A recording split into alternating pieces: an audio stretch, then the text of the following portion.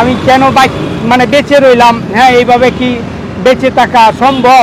আল্লাহ পাক বাঁচায় রাখি। আমার হাত থাকতে আমি যতটুকু মানুষের ভালোবাসা পেতাম তার চেয়ে আমি বেশি মানুষের ভালোবাসা পাই।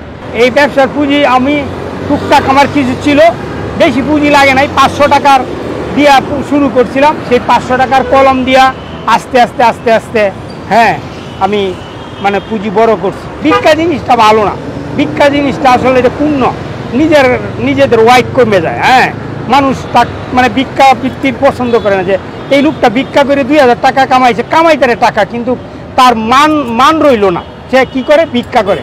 আর আমি এই যে সারাদিন 500 টাকা রুজি করি, কিন্তু আমাকে মানুষ হ্যাঁ আদর করে, স্যালুট করে যে তুমি ব্যবসা করো, তোমার মতো লোক তো হ্যাঁ ব্যবসা করার কথা না, ভিক্ষা করার কথা।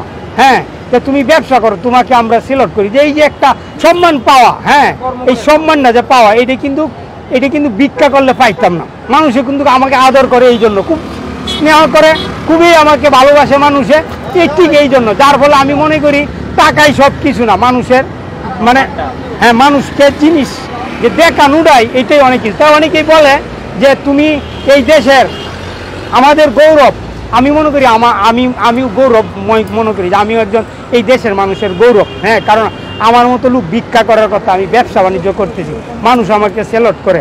আমি মনে করি যে আমার এই হাত থাকলে আমি এতগুলা মানুষের সঙ্গে হ্যাঁ এত সম্মান পাইতাম না। ওয়ালটন ফ্রিজ কিনে অনেকের মতো আপনিও হয়ে যেতে পারেন মিলেনিয়াল, সেরা পণ্যের সেরা অফার। বুঝলেন, মানুষ আমাকে সম্মান করতো না।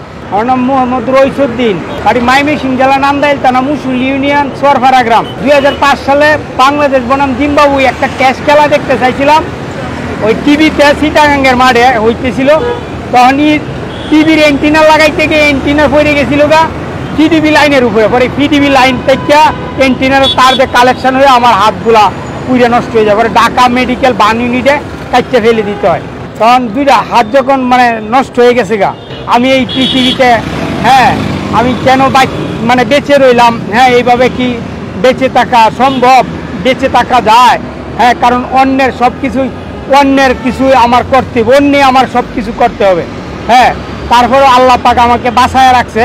হ্যাঁ, না আল্লাহ পাক বাঁচায় রাখছে। আমার হাত থাকতে আমি যতটুকু মানুষের ভালোবাসা পেতাম তার চেয়ে আমি বেশি মানুষের ভালোবাসা পাই। তারাই আমার এত ভালোবাসা। আমার দুইটা হাত নাই, আমি এই ব্যবসা করি।